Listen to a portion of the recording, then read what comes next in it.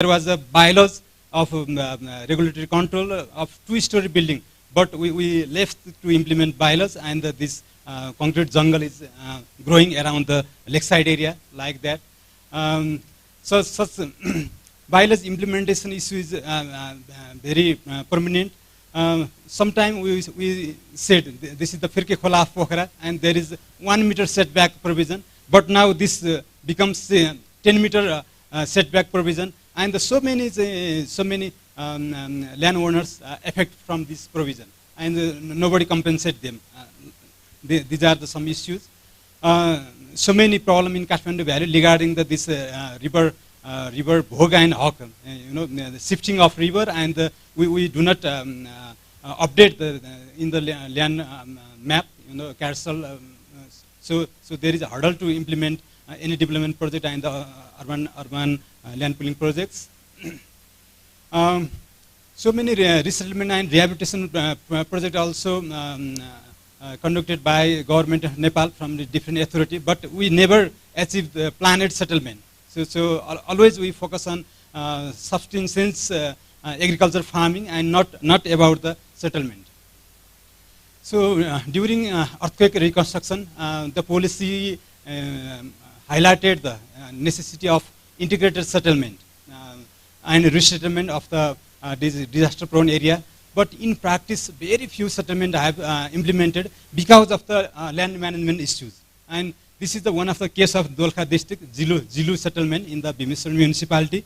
And this plan already approved by NRA, and already the implementation of infrastructure and the building.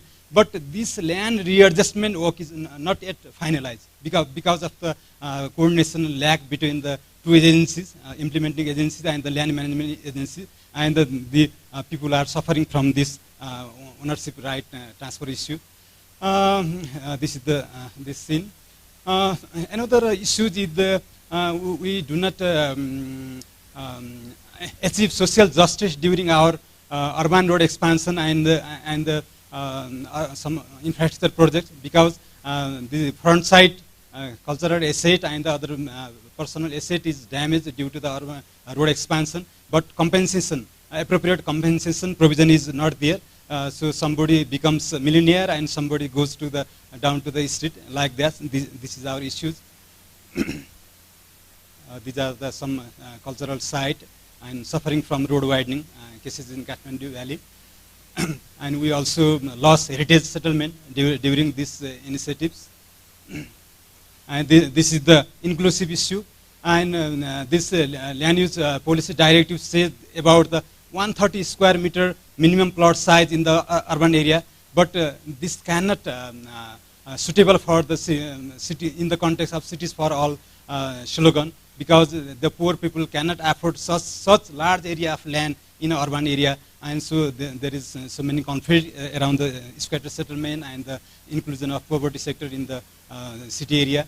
And another major sector is real estate, and the real estate business is growing in Kathmandu Valley and the other major cities in Nepal.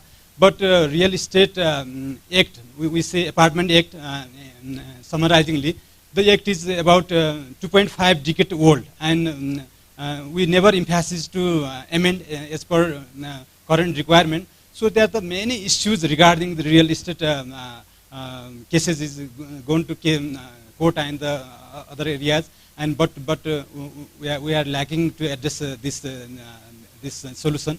And after the 2015 earthquake, apartment has not come for the planning permit, but in the name of commercial building, a developer came, and this commercial unit are going to convert into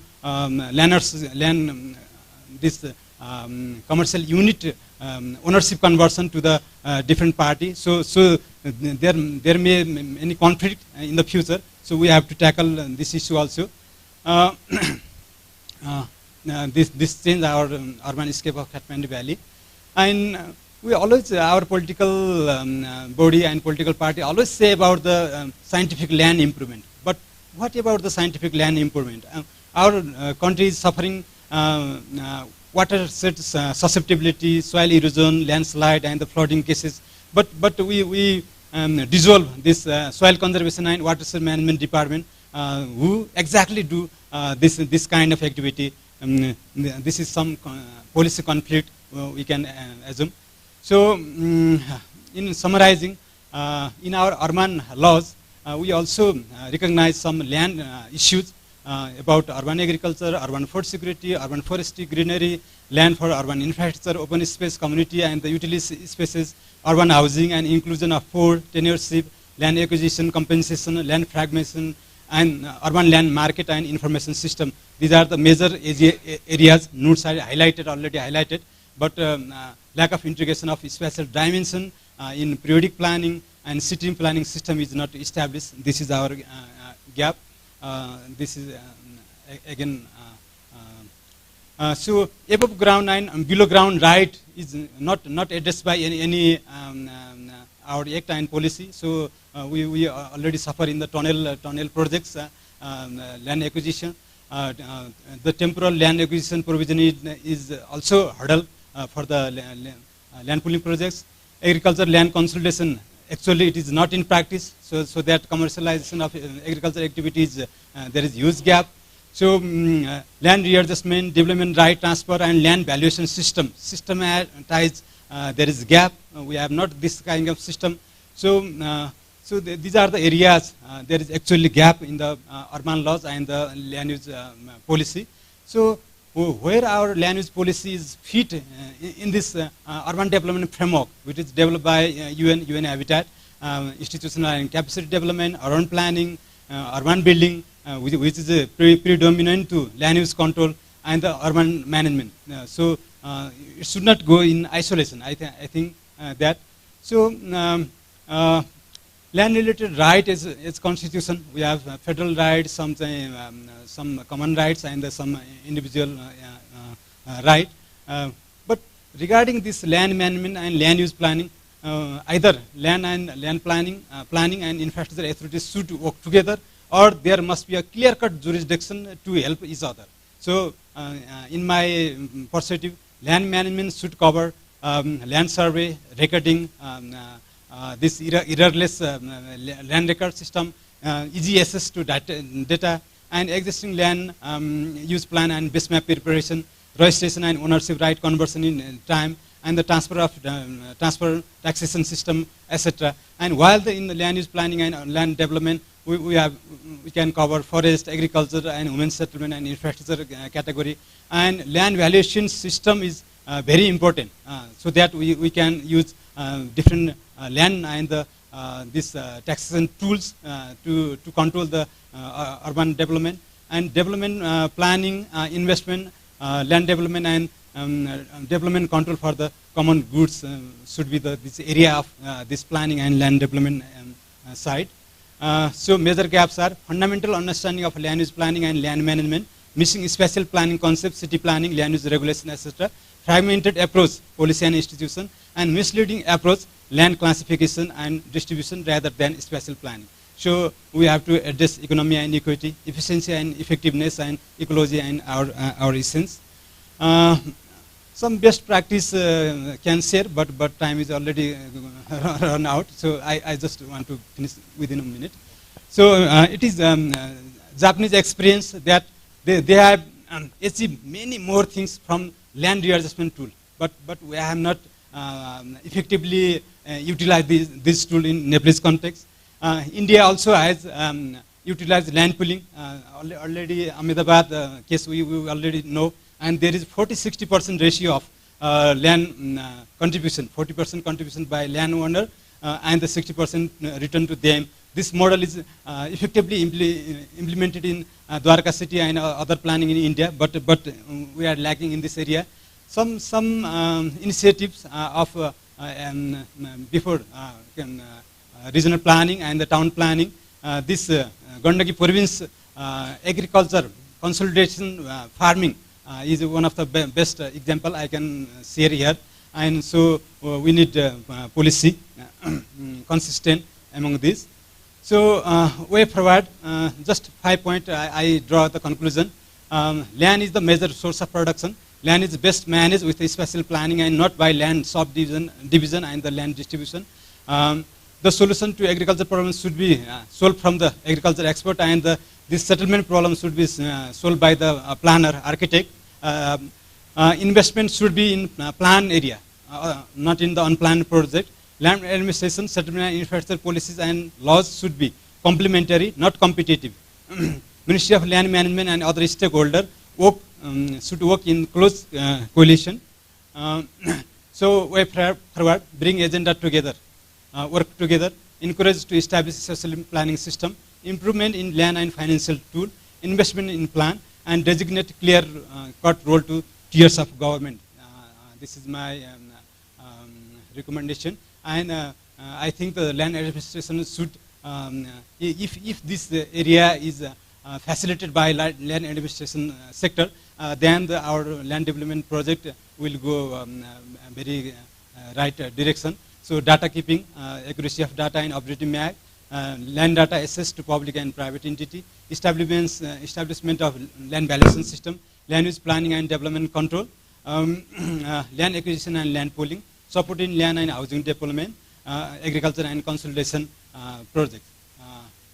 Finally, we achieve desired impact that support the national economy and well-being and the commercialization and promotion of agriculture and other industrial activities, cost-effective infrastructure, planned and resilient settlement, value capture, social justice and harmony.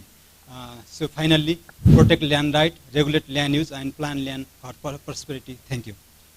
Thank you so much, Ekrajji, for your very comprehensive presentations, and you have presented your ministry's perspectives.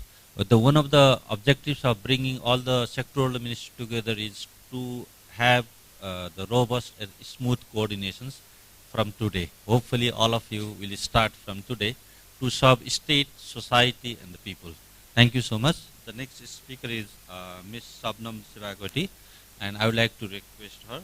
And she is the Joint Secretary under the Ministry of Agriculture and Livestock, and prior to her positions, and she also has served in capacity of the provincial provincial secretary, and she has a lot of experiences while dealing with the land consolidations and various issues when she was at Gandaki province, and she holds the master degree in agriculture from Asian Institute of Technology. The floor is yours. Thank you, Chair, distinguished delegates, and my fellow panelists. Good evening. I hope you are not tired from the morning because we have not been really interacting, but there is one way flow of information. Hope you can bear with me as well.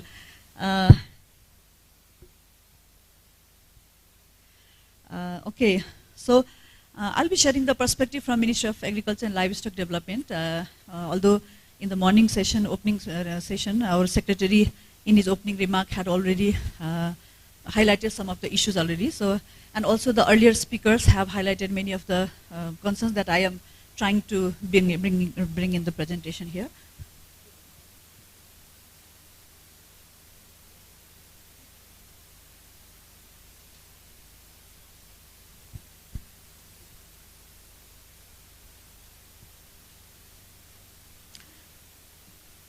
Okay.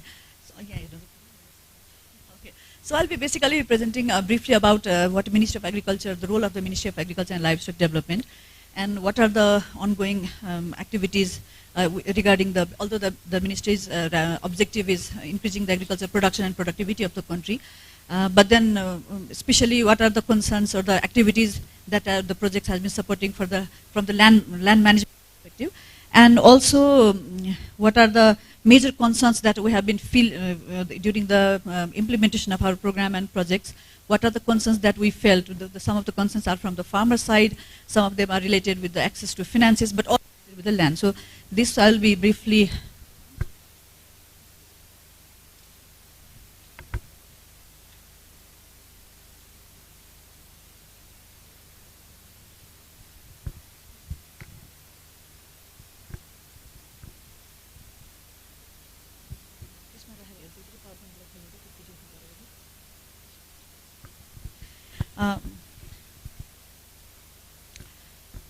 Okay.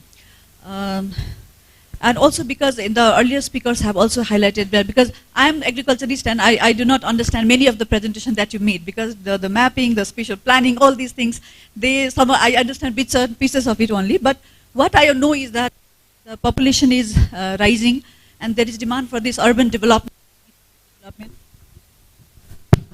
Then definitely the agricultural land is compromised. But in the context of today's context, where the conflict is rising, in the global conflict is there, climate change is there, and then there are several other, like COVID and other pandemics are there, the issue of food security is even more important. For that perspective also, we need to, I don't know what, okay.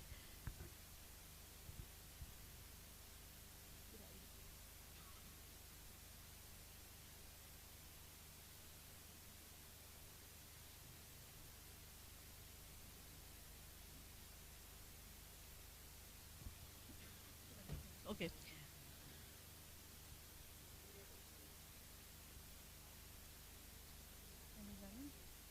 Okay, okay, I'll scroll down. Somehow this is not working.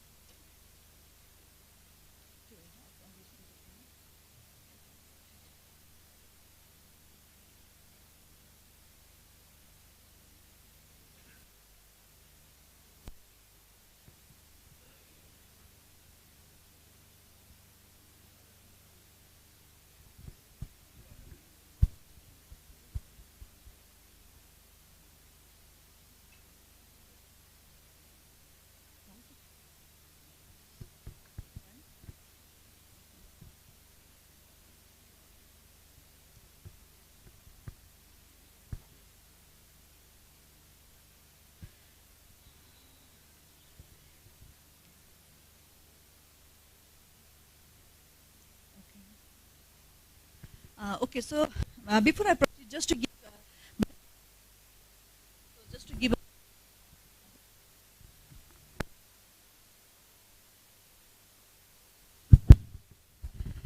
to give context, we know that agriculture sector contributes about 20 to 20% GDP, and almost 60% population are dependent on agriculture for both and I don't know.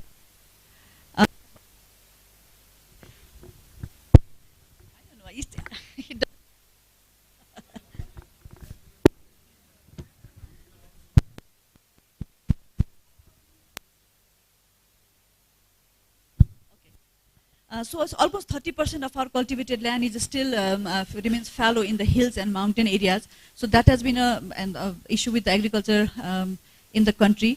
And almost because we have largely smallholder farmers, and average land holding as per our previous census is 0.68 hectare per household. But since we have now recently completed another census, and the report is yet to be published, so definitely this will go down. And in terms of the size also, the number of parcels per household is higher. So that makes the agriculture very challenging in terms of the competitiveness and for the commercialization. Similarly, there is another concern for the agriculture is because we have increasing agriculture trade deficit, which has been affecting our food security. Because if we look at our constitution, the right to food and food sovereignty is one of the prime agenda of our concern, the constitution. And for that matter also, ministry has been prioritizing some of the commodity to have a self-sufficiency in at least in the staple foods. Because with the, I mentioned earlier, because with the growing insecurities in the global phenomena, it's very likely that this food security concerns will rise in the future, and therefore we need to produce at least some of the staples for our consumption. And of course, the vulnerability of the agriculture is there due to the climate change, conflict, and other crises. Just to show you, because the major agroecological zone in the country is the plain Tarai, hills and basins, and mountain. And we have a different kind of agriculture system in those regions. If you look at the total area of the country, again, 35% of the total area of the country is in Tarai, and 23% is in mountain. And if you look at the population, again, 53%, 54% of the population are in the Tarai. That means the population density of Tarai is increasing, and the density in the mountain area are decreasing. So that there is a shift of those population from the mountain to plain Tarai. That means they will have implication on the how they use and manage the land in those areas. There will be definitely a greater pressure on the land for the competing resources in Tarai area, and then there is likely that the area of the mountain areas remains fallow with no people to cultivate in the area. So these concerns that are with the agriculture sector. And if we look at our roles at the Ministry of Agriculture, because we have the Ministry of Agriculture and Livestock Development in the federal government, and also we have provincial governments, agriculture ministries there, and agriculture section in the local government. So main responsibility is definitely in the formulating policies and programs, and that supports to us the production and productivity and achieving the food and nutrition security. And also there is other technology transfer, input supply. These are some of the functions that we have been conducting, ministry. And the agriculture mechanization, land conservation and crop pudding, there are some of the initiatives that we have initiated for the last decade. And similarly, there are the soil health management, soil conservation, small irrigation. These are some of the Ministry of Agriculture. So based on those, we have been conducting some of the activities like promotion of land consolidation through our Prime Minister's modernization agriculture project that is implemented throughout the country. So we have been trying to initiate this land consolidation in those regions. There is promotion of agriculture mechanization, custom hiring center, and there are various support given by both the government at different levels to promote to utilize the fallow lands. And similarly, there is climate smart agriculture, there is some riverbed farming is also promoted. So there are a couple of ongoing initiatives from the land management perspective. But if you look at the indicators, when we talk about the agriculture policy, because we have a land use policy, but there are several agriculture policies that also emphasize on in terms of the indicators, the concerns related with the land management. So the agriculture development strategy is a long-term strategy, and it has set some vision indicators where forest coverage, year-round irrigation area, degraded land, organic matter in the soil, land productivity. These are some of the indicators that the vision has said that we those indicators through the strategy. Now coming to the major concerns with agriculture land use and management, because that has been although iterated in earlier presentations also, so I'll be very brief. One concern is definitely increasing fragmentation of land and number of parcels growing. So that has been affecting commercialization, because when we talk about the volume of production or the aggregation, this is really a challenge, and that the challenge goes up to the marketing also, because when there is a small scattered production, then it's very difficult to aggregate them to the market. So that is a major concern. And another is that because most of the smallholders have very small land holdings, and therefore there is also the issue of competitiveness, because of the aggregation, because of the quality concerns, the scattered farms. So these are and also the cost of production is higher for the smaller farms. So this has been also concern, and hopefully this new regulation, the land use regulation that we have been talking about, so that has kind of limited the agricultural area that cannot be further fragmented. So this might be bring a solution to a certain extent. And similarly, because of the increasing trend of migration, this has the migration also puts pressure on the urban development, because in the urbanization is growing because of that also. And then also how these hills and mountains, there have been lots of farms have been abandoned. There is absentee landlordism, and because of this also the issue is there. And then there is we have been talking about the land bank, where because what we have observed is that if some entrepreneurs or some commercial farmers, they want to engage in the production and they require a larger area pulled together, it's very difficult to find one, because not everybody has their own land. So when they want to lease the land, then it's very difficult to find the one parcel of land. So because of that also, probably this land bank concept might be helpful if we can start this one, because Ministry of Land Management and I can see the Joint Secretary there. And then of course, there is another issue is with the land ceiling from growing agriculture commercialization. The land ceiling has been defined for the commercial sector, but when the new commercial farms are coming, with the large private sector investment coming, then these ceilings might be of concern. Similarly, the declining soil fertility related to the soil health is another area where the issue has been observed, because there is a less soil, the soil biodiversity has been threatened. There is less organic soil, organic matter in our soil. There is the land productivity is declining, and there is land degradation due to several reasons. Similarly, the disaster-induced risk, which due to the geographical and geological conditions are increasing. So there's a lot of flood and other landslides happening, which is destroying the agriculture, the farmlands, and therefore threatening to the food security. Although in the morning presentation from the NDRRA, it was mentioned that there is the early warning system kind of thing, the information sharing system, but how best have we been able to utilize is still a concern. And then there is when there is a loss of agricultural land, there is loss of agro-biodiversity also with the land conversion and with other various threats, that when the land is lost, agricultural land is lost, there is a loss of agro-biodiversity, and that is again threat to food security. And then there definitely, because of the inadequate planning for the settlement, agriculture and other purpose, the risk mapping is not done, and because of that also lots of losses are happening. And another is definitely because of the fast growing population, the land is being used for the other resources, agricultural land. And the first picture is from one of the media that was reporting on how our, the Chure range has been, some of the land has been converted to for the other purposes. So this is where continuously the threat is there, because the land encroachment, both from the private sectors, from the other publics also, this is happening, and then the agricultural land into non-agriculture use, both for the housing and other purposes, is really growing. And if you look at because I remember that there was this Department of Agriculture road with the concept that the farmland has to be connected to the market. So a lot of agriculture roads were constructed, although the department doesn't exist now. But the objective of that was to bring the connection between the market and the farm produce. But that had once the agriculture road reached those farms, those farms has been converted to again for the housing and other purposes. So that has, sometimes the policy can have a counterproductive effect also.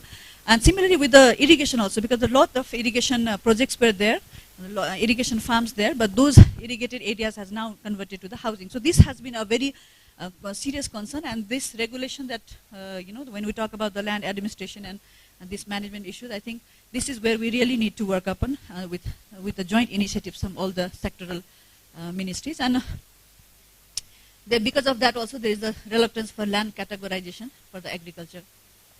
And others, coming to other other management issues are with the crop-wise cultivation are missing. We don't have the data on what are the cropping area for the different crops. To estimate closer for the proper planning also, that data is missing, although we have been talking about using the GIS and satellite images to estimate the production and the cropped area, but this is not really happening in our place, because in the Ministry of Agriculture and Livestock Development there are no such human resources which are expert in this one. And then because the other ministries which are conducting is we discuss, but then more discussion is needed, I think. But some of the EC mode organization like EC mode is supporting Ministry of Agriculture in estimating some of the area for the rice, and sometimes when there is the crop failure due to the drought or some this flood, then the estimation of those area are being done with the cooperation with the EC mode from their team and our ministry's team jointly working. Similarly, we don't have this land and crop suitability map. They are not there. Another is the land consolidation, although we have been doing it. There was examples shown from the Gandaki province and also through our Prime Minister project.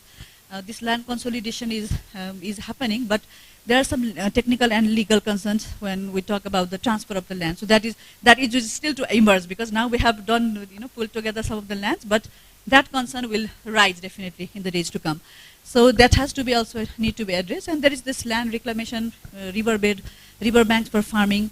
We have been promoting riverbed farming through our programs, but again there is the issue of ownership, because when we want to, for example, when we want to go for the rubber farming in the riverbed areas, and then there is because of the land ownership issue, so who will own the the benefit of that rubber farming? So there is some legal concerns also regarding the jurisdictions. Similarly, there is a lot of natural water bodies for aquaculture. So since they do not come under the agricultural land, but their farms, the farmers dependent on aquaculture in those farms associated with the land concern. And one of the another area also mentioned in the by Secretary is about the land as a collateral, because when we talk about the agricultural investment and access to finance, then land is the property that are used as the collateral. But many of those agricultural lands, because they are not in the very accessible areas, so they are undervalued. But now after this regulation, when the agricultural, there will be categorization of agricultural land, and there is again threat that whether the bank will be ready to invest on those agricultural land, because not all those agricultural land will be in the best located places. So this is just one example where we had done this land consolidation. The first one is from Gandaki province, and the second one is Sinduli district, Bagmati province. So we have been trying to do, but this although this sounds good, but it's a very intensive exercise, because one is that because the agriculture ministry, they do not have such manpowers. We had this sometimes during our organization restructuring, this land management, agriculture were together. In the federal government also, land management, agriculture were together in one, once, and then similarly in the province also, this land management and agriculture were together. There was one ministry, and because of those human resources, that some of the initiatives really went ahead. But now with the changes in the ministry in the provinces, the functions has been discharged with other ministries again. So very likely, less likely that this will continue, and we can be scaled up days to come. But this is a very labor intensive and also very cost intensive. So again, the priority would be towards consolidation or to management of the land, that are the proper management of the existing land and increase their productivity. So I'm coming now towards presentation. So in terms of future agricultural land management planning, what MOA is, our ministry is planning, its priorities have been basically in increasing production through enhanced land productivity and ensuring the national food security, basically through technology, cropping intensity, irrigation, and other inputs bringing together. And similarly, land improvement for agriculture through irrigation, agriculture mechanization and management practices, restoration through the conservation agriculture. So these are some of the initiatives that ministry has been prioritizing, and will in the days also it will prioritize in those areas. There is encourage programs for the utilization of unused land, fallow land for the agriculture, and also land consolidation crop. And together with the land consolidation, through our Prime Minister's project, we are also doing the crop pooling, because when we talk about implementing some programs and we want to have a bulk production, then there are very small farms and large number of farmers are engaged in that one process. So to bring together, have one commodity in the bulk production, it's very essential that those crop that farmers grow are pulled together. They grow the same crop, same varieties during the same time, so that we can have a bulk production. So this is one area where we are trying to intervene. And then conservation of agro-biodiversity for sustainable production and ecological services, that is also part of our priorities. Improving soil health, both through the land management and cultivation practices. There are some climate smart agriculture also being implemented. And then another is adequate data for proper plans, because we have census and we have land survey data. But again, I was listening to the presentation, they were talking about the agriculture thematic map or something. This we do not have. So these are the areas where we need to work on together with the coordination with the respective ministries. And then another is about the agro-business promotion bill, which is under draft, and this is our priority because the private sector, when they have the land leasing for some agricultural purpose, there is the breaching of the lease, the breaching of contractual agreement is very common. So unless this is binded by a legal framework, it's very difficult that private sectors are there. They want to invest in the sector. So we are working on this bill, and which will have, to a larger extent, avoid this problem of land contract farming. And similarly, agriculture joining and prioritized cropping is another area we need to emphasize on, because the government priority, I mean, this from the food security perspective, whether it should be rice or it should be when the farmers want to convert the rice field into water bodies like pond for the fish farming, or they want to go for the rubber farming. So what should be the priority of the government? So that is one area that I think we need to really discuss and come and set our priorities. And definitely efforts for the joint actions from all the sectoral ministries are which are present here today and some of which may need to come together after this workshop as well. Some last presentation, because some of the recommendations is to definitely, because since we all are, many of our the concerned stakeholders are here, our representative from our mayor from the local government was here. We definitely need to protect preserve our agricultural land, because that's a joint effort, and it should not be the domain of Ministry of Agriculture alone, because we have the Forest Act, which clearly protects the forest land, but there's no such act to protect the agricultural land. So what this current regulation, this Land Use Act and its regulation, this is one act that we look forward to, and this should be a common agenda, that how do we protect our agricultural land, definitely. Another is, of course, improving the early warning system for the disaster, so that those lands are again protected. Protection of river banks. So these are some of the areas that we need to jointly together, because some of these falls under the domain of the agriculture and some with other cross-cutting ministries. So definitely this is one that the ministry would like to share. And then ecological and land use suitability map. This is another area which we need to work on, because with the concerned department, survey department, urban this department, we need to have this suitability map and digital soil map. These are formed. Similarly, riverbed farm. In case of riverbed farming, because a lot of riverbeds are their potential of agriculture farming, but they are not utilized. So we can have that settle that ownership issue. So maybe we need to work on how to settle this ownership issue, so that these can be utilized, if not for the seasonal crop, then for the perennial crops also. And then promoting agroforestry again, because in agroforestry, in the community forestry, this fruit trees are not allowed. So our concern is that when we want to have this, increase the food security of the country, and also maybe that may minimize a certain extent this human-wildlife conflict also. So maybe there is need of the revisit of the policy also, and then there is the establishment of the land bank. I've spoken about it. Similarly, the bullets are basically related with the implementation of the land use policy that we have been discussing. One is, of course, on the establishment of the land bank, the provision there, how best we can establish this land bank, so that we can utilize those agriculture fallow lands, promote agriculture commercialization, and maybe through some taxation policy and promotional activities. Similarly, coordinated and integrated planning, again, among the relevant stakeholders.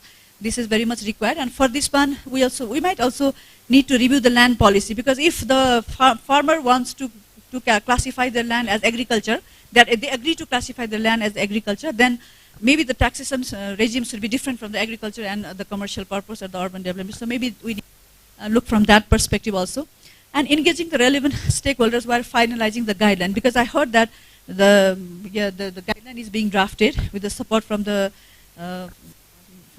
team. Then in that case, maybe while finalizing that guideline, have the consultation with the relevant ministries also, and the land use council that is proposed in the provision in the land use policy, the regulation, maybe that council also should have a sectoral representation. For example, if at the local level, local government level, there is this council, and at the provincial level this council is there, then the concerned ministry, because agriculture ministry knows that where the farmers are, which farms were considered agriculture purpose. So those informations can be made available by these agencies, and also when there is the issue of conversion of the land also, then there is this concerned, the stakeholders can put their ideas. So this is one last bullet. And then, so this is where I think the sectoral representation is also there while formulating. Maybe this has to be ensured, and definitely also highlighted by our mayor in the morning session, that the support to the local government is definitely required, with a team of GIX experts, agricultural technicians, and other relevant team of experts in their government, so that they can effectively implement this regulation. So that's from my ministry's side. If there is some feedback or some of your concerns are there, I will be happy to respond. Thank you. Thank you so much, Shabnam ji. You have focused much more on food security and the agriculture land. It is also the mandate of your ministry. And I would like to request next presenter, Babu Kaji Dallagoti. I would like to request, floor is yours. And Mr. Babu Kaji Dallagoti is the Under Secretary at Ministry of Forest and Environment. He has been serving in different capacity as a forest officer fisher since 1994, and he also holds the master degree in forestry from Germany. Thank you so much.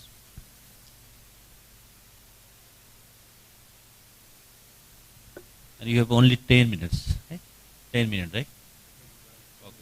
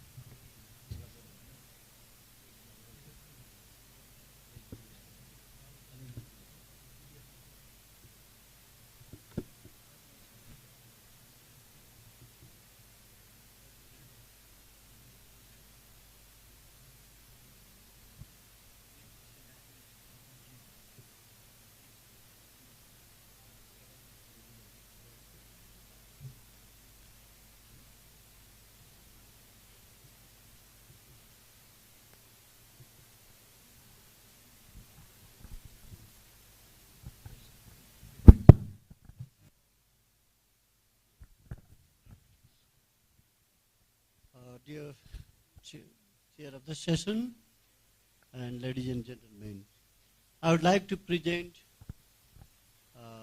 some issues on the forest land use management in the context of development projects in Nepal, and it is one of the many contexts. I would like to focus more on development projects.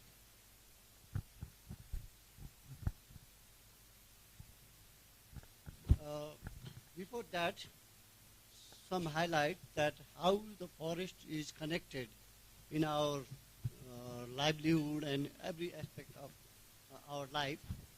And so this is the basis of environmental conservation, that we do not monitor, do not count in monetary term or physical term, but it has a very huge impact. Similarly, for the support of livelihood, like a watershed, and also in our Himalayan region, the village and forests and mountains, they are very much integrated everywhere we can see. So the support system for the water, air, timber, medicinal plants, and everything else. For the development as well, for the settlements, and many people, they go to the forest and cut and establish the settlement, infrastructure development, and also measure the hydropower we have seen here, and irrigation. And based on this, what is the status of forest cover in our context? From the survey in 2019, 41.69% of the land is covered by forest. This is the increase in from the 2000 data, that is around 40%. So in different provinces, there are different ratio, and the province 2, which lies totally in the Tarai region, just it has a 3.2% of forest area, but other side, no other wood land, that means private land, farm forestry, that is increasing in that area. So it is good. And this is how the forest covers occupy the land of the Nepal. Mostly the green, they are the forest area. The yellow, that is the agriculture or cultivated area. And the white, they are the very inaccessible, the snowy area. We have the geographic like this, and the terrain goes from the lowland to highland, from south to north. And why we have to keep our forest as much as possible? There is a Nepal is a party of UN convention that it has signed. We should keep our forests at the baseline. It's 44.7, around 45% of forest cover. That is the Nepal's commitment to the UN convention. And also our constitution assured that we have to manage the sustainable environment and for the livelihood of the people. And another one is our forest land use policy and other land use policy also. It grants that we should keep at least minimum of this much forest. Its baseline is 45%. So this is the context, but what is happening? We need to develop the infrastructure and many other things. So there's always high demand, like roads. We need to build the roads, and highways, village road, different kind of roads. And there was one time, many years ago, the villagers should build their own road. It's called, in Nepali, it's called Apno Gaon Afai Banao. And that time, no plan, nothing, everywhere they were constructing roads, and it brought a lot of disasters. That is the disaster. So, and another is the hydropower, and our representation from the Minister of Energy, you know it very well. The hydropower and transmission line canals for that, and they all, there is a huge pressure in the forest. Another one is the forest land for the resettlement. And people, they come to the forest for the resettlement. Still, it's the political and social issues. And also there are other infrastructure like airports and the landfill site, so many mining industries, and also public infrastructure like a school, so many other industrial area. These are the high demands. So for this demand, what is the provision? Whether we should, there is any provision to afford those forest land for the development? Yes, we have some like this. One is the National Development Policy. It has endorsed by National Planning Commission that the priority setting for the highly prioritized project, we have to afford the land. And also there is a policy for acquiring land, resettlement and rehabilitation. That is the policy endorsed by also National Planning Commission. And also we have, there is a special provision in the Forest Act and rules. There is a section 12, and it mentions in detail how to get, how to approach, and what are the procedures. Everything is there. And also other laws which support to get this is the Environmental Protection and Act and rules, and also there are some procedure and also procedural provisions. These are the provision, basic. There are other things also, the basic these are.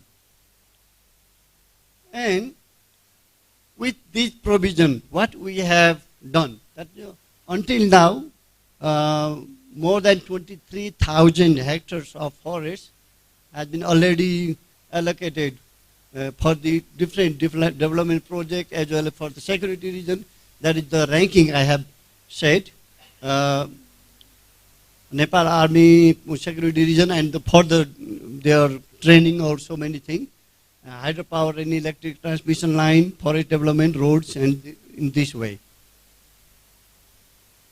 So the mechanism to follow these, all these, there is a mechanism.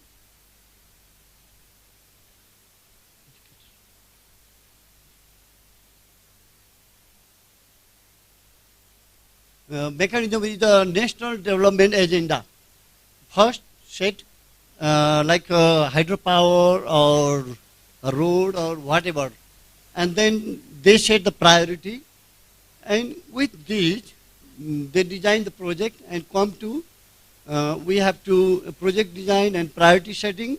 And after that, the environmental assessment, whether that project is sustainable or viable or not from the environment perspective. And in that case, we have to evaluate financially, economically, biophysically, in every aspect. And after that screening, if that is passed, and the process goes beyond like that, and finally the government should declare, okay, this much land is for this. And if we follow this procedure, there is no problem. But now,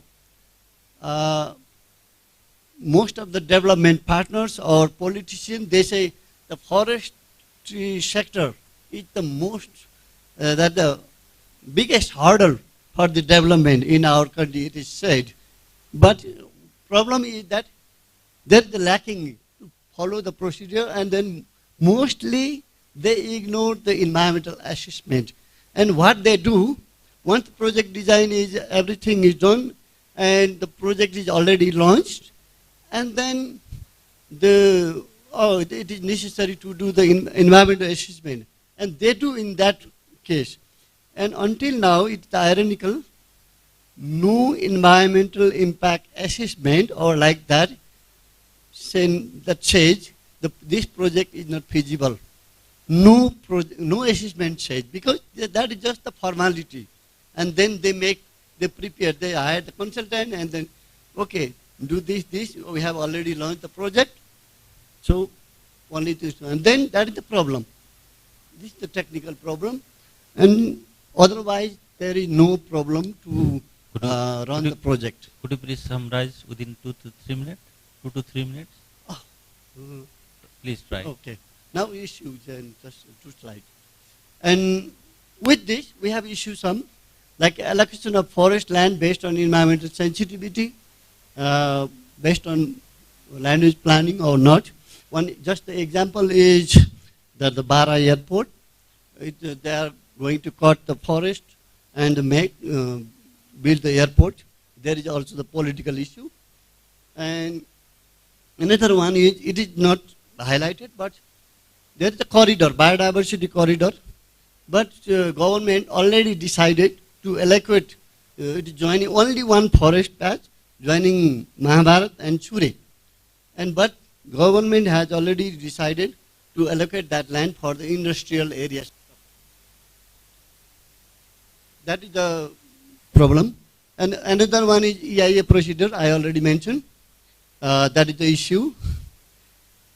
And what happened in EIA procedure? The data that they do take the data haphazardly, and then when we have to go for the land acquisition process, and the data discrepancy.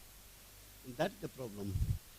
And another one is to comply with the relevant acts and regulation. It is always the issue. And only 2 I have here.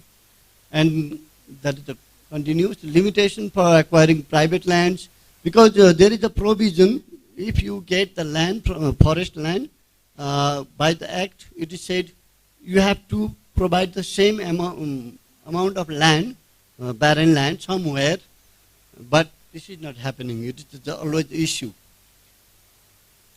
Another one is the social, political, administrative consensus requirement, and there is how to say, it's a lack of coordination or something like that. We always have that. So these are the issue. Thank you very much. Thank you so much, Dalla Kotiji, for your very brief presentations. Thank you so much for that as well. And I would like to request Dr. Yogendra Mishra to present your perspectives. And Dr. Yogendra Mishra is a civil engineer by training, and he has done his master's in water resources engineering from Institute of Engineering. He also has a PhD from Asian Institute of Technology. He has solved the many institutions in different capacity. The floor is yours, Dr. Mishra. Thank you, sir. I am from Ministry of Energy, Water Resources and Irrigation. As per the theme provided by the organizer, initially I'll introduce very briefly about our ministry. Ministry of Energy, Water Resources and Irrigation, Nepal is responsible for planning, development and management of the water resources related works like hydropower, irrigation development, rule and regulation, policy formation in water sector, etc. This is our organization chart. And the major responsibility, I have bulleted in for 5 points: formulating plan, policy, regulating and controlling the uses of water resources, promoting and development of the irrigation hydropower projects, implementation of the water conservation and management related works, conducting research and development related to water related, then provide technical financial support, coordination between different agencies. Here in all these points, we cannot see the land management here. Yeah, we cannot see the land management, but we develop the irrigation project, we develop the hydropower projects, and it's related to land directly or indirectly. Our all projects are related to the land use, land classification, land management, etc. Totally, these are the departments under our ministry. I'm not going to detail about that. Mainly, my is related to land resource mapping and assessment. Actually, irrigation department initially in 1990 developed the irrigation master plan. Then currently we are updating that master plan. Actually, it's all the process is already completed. Master plan is prepared, but it's under the process of approval from the cabinet, approval from the ministry, either from ministry or from cabinet. It is under the approval process. Here, I show the glimpses of the study. Actually, glimpses of the results. It's a big study. It takes around 3 years to prepare the master plan. And in the master plan, there are major 2 components. One component is land assessment, and other component is water assessment. Today, I'll show some results of land assessment. Here, I can see the many expert related to land assessment, land management plan. And if you want to detail about these results, how it comes, what is the methodology, what are the model used for this study, here is a hard copy. You can get it, and I can send the soft copy to all you, and we hope you will give some feedback also if you get these whole reports. Here, in land use mapping, normally land use and land cover we can use mutually. In this study, in our case, we mutually use land use and land cover. Normally, we use Landsat image, and those images are a land cover image, not a land use image. Cover image. Here, we have a 2 kind of data: ancillary data, land cover use data. This is for the supervised classification. For the trading, we use the GPS data, and for the whole process and whole classification of the total land cover of the country, we use a multispectral satellite data, a Landsat imagery, a Landsat 8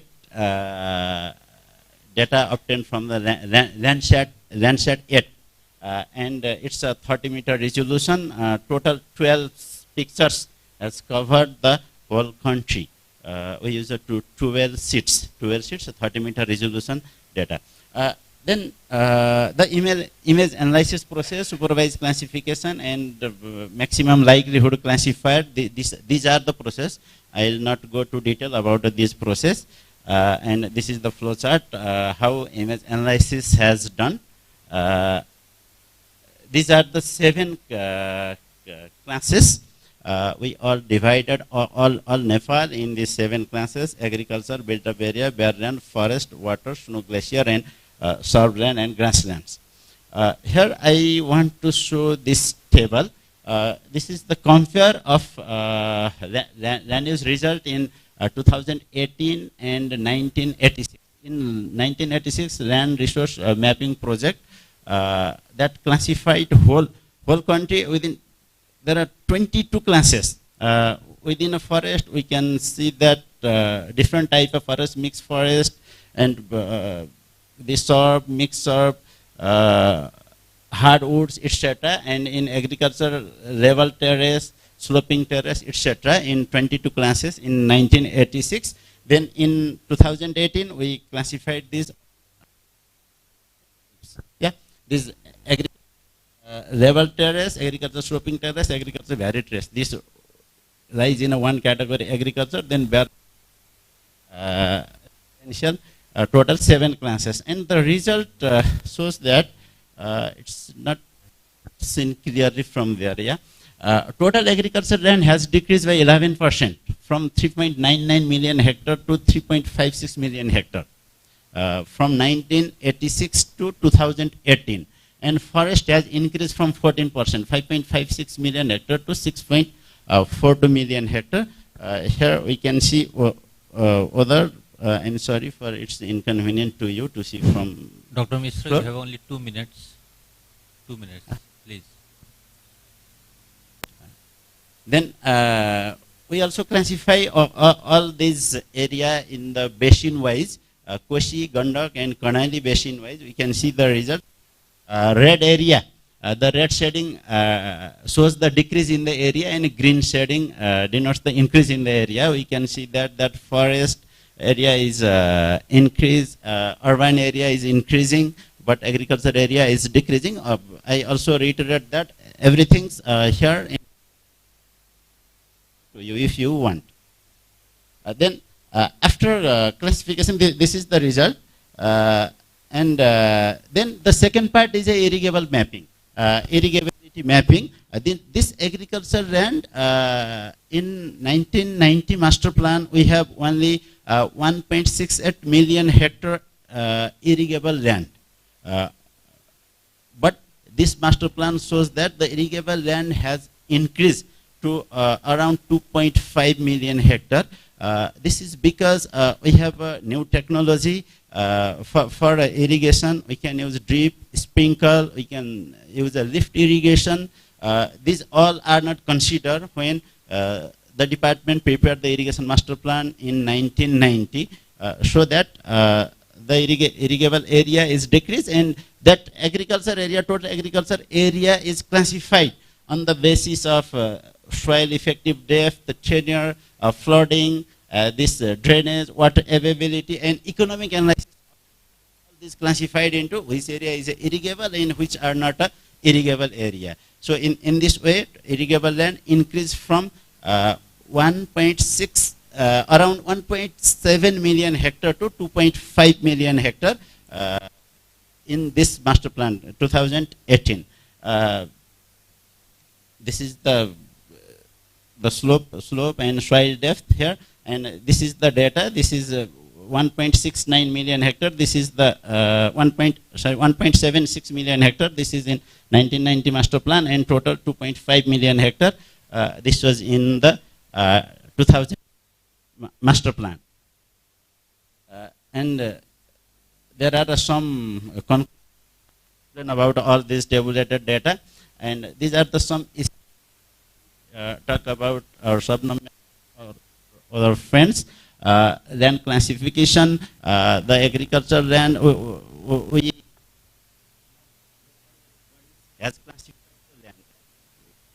We focus in the urban area and agriculture area also, and they put many areas suitable for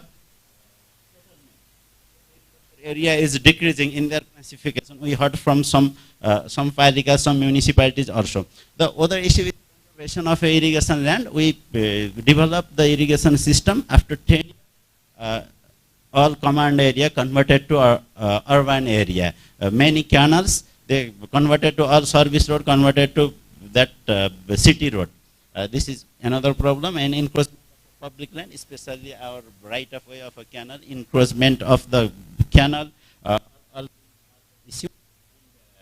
The maintaining the waterway, it's another encroachment, the river bank, not fix the waterway during develop the river training structure, and how to use the reclaimed land, or is the another issue. There is no concrete policy how we can use the reclaimed land. Nearly we reclaim around 600 hectare land, but there is who use those reclaimed land. Rural municipality or local level, they want to use that reclaimed land. If we put all that a settlement area, we cannot develop as a natural forest or as a park or other natural beauty. So this is my presentation, and I want to reiterate that if anyone you want to the all reports related to this study, I'll send you soft copy. Okay, thank you very much. Thank you so much, Dr. Mishra, for your presentation. I would like to request Mr. Guru Prasad Adhikari. Guru Prasad Adhikari, he is the Senior Division Engineer working at the Ministry of Physical Infrastructure and Transport, and he holds the master's degree in construction management from Nepal Engineering College, Pokhara University. Floor is yours, Mr. Adhikari.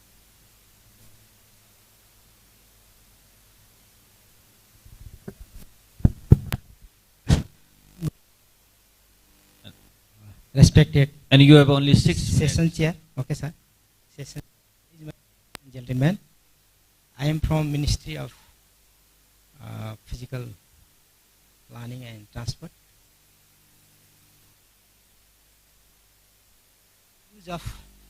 Issue of land acquisition and in Nepal.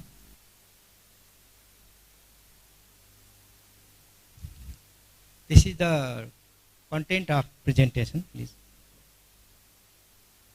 In background, I want to show in this slide, I want just to share we have 77 administrative districts, and present road density of Nepal is 0.69 km per square meter. Yes, go ahead. And responsible for preparing plan, policies and programs regarding development.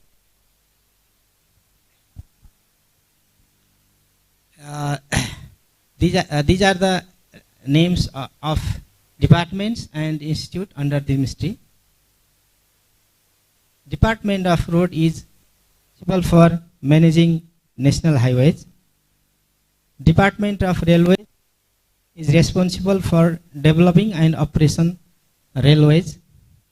Nepal Shipping Office is for managing inland and high sea transport. Please, next. Presently, Government of Nepal has declared 80 number of highways. Government, and total length is 14,943. We have connected district headquarters with national highways in 76, and one district is remaining to be linked, that is Simikot of Humla district. This is the province-wise national highway network. Please, next. Railways. First railway was joining Amlehganj and Raksol, established in 1927 AD. And present railway operation Kurtha is 35 km in length. Next, please. This is the picture I want to share with you, gentlemen, that we have a future for railway development. Next, please. Next.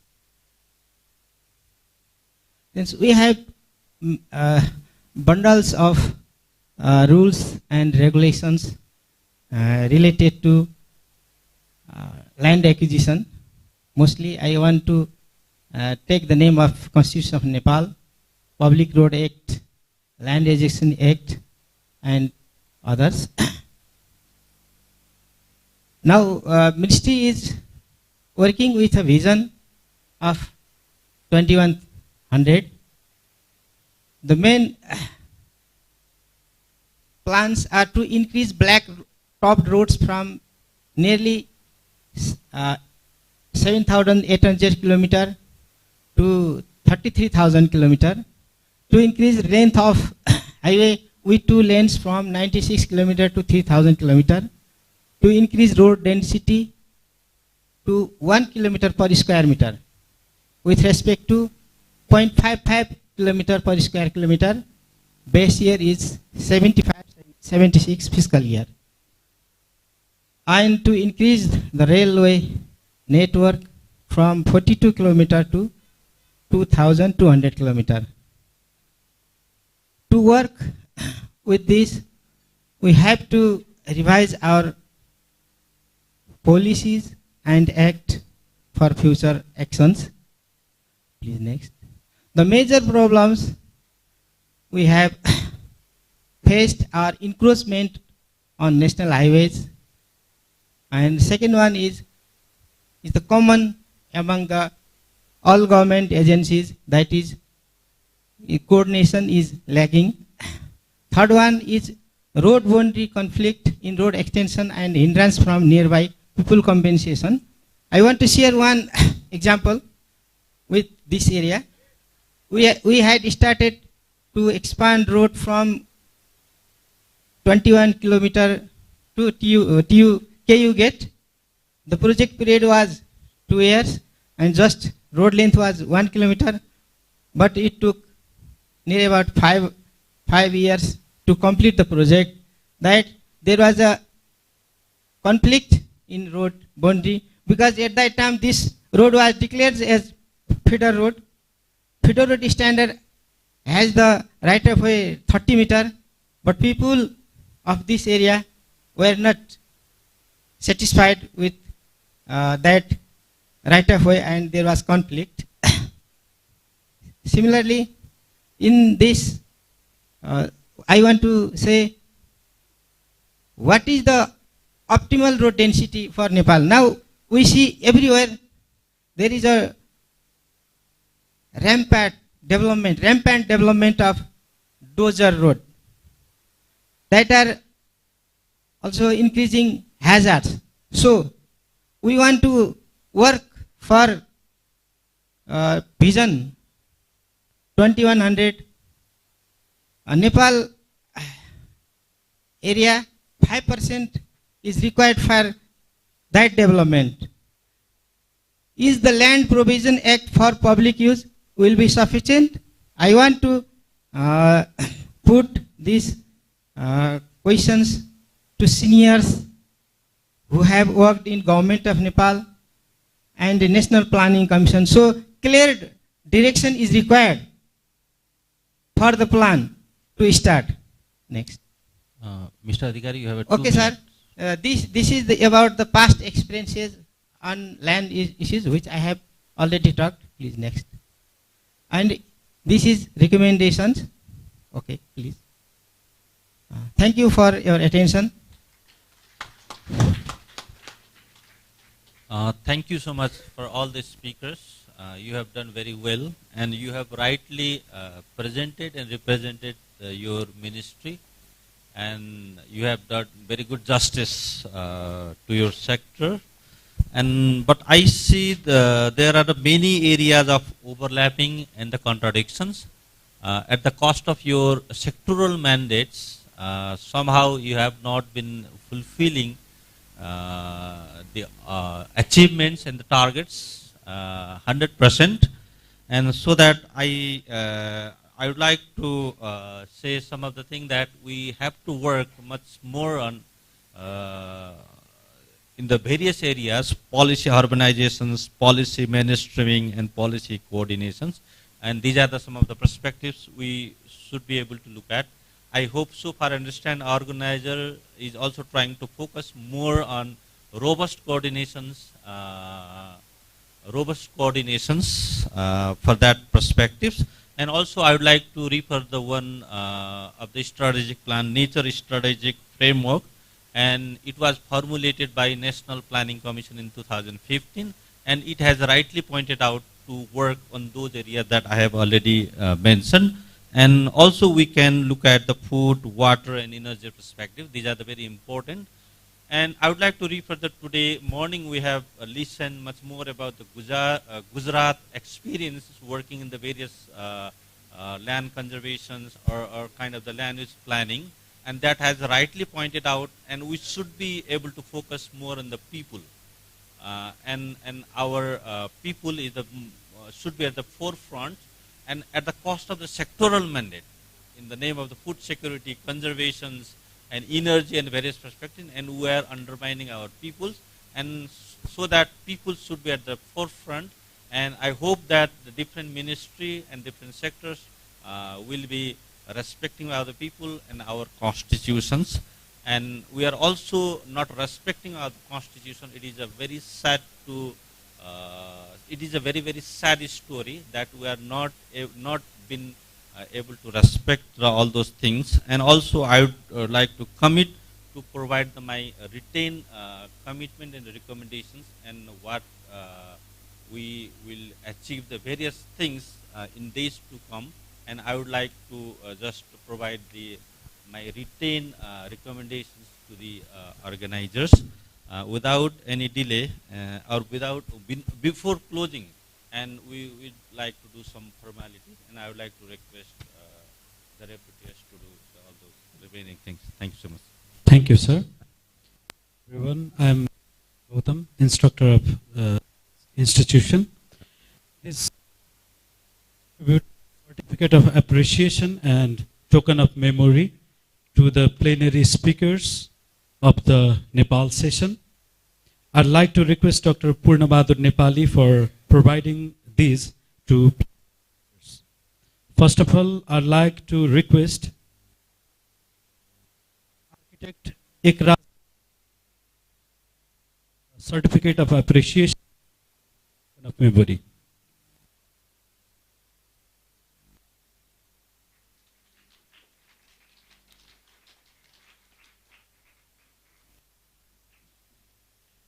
Ms. Sabnam Sivakoti.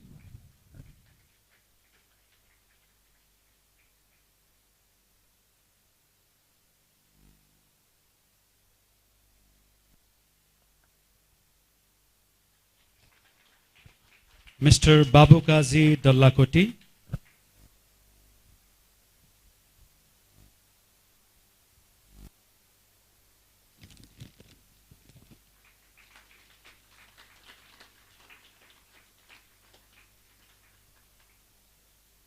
Dr. Yogendra Misra.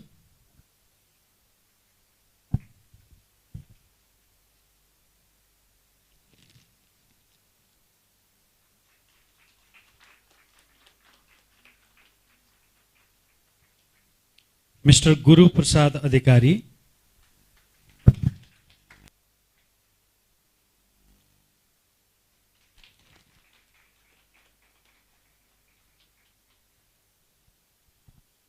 Thank you, Dr. Nepali. Thank you, everyone.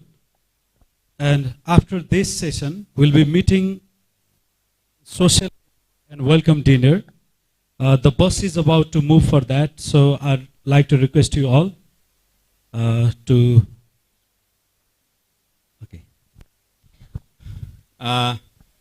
Distinguished ladies and gentlemen, hope you had a productive day.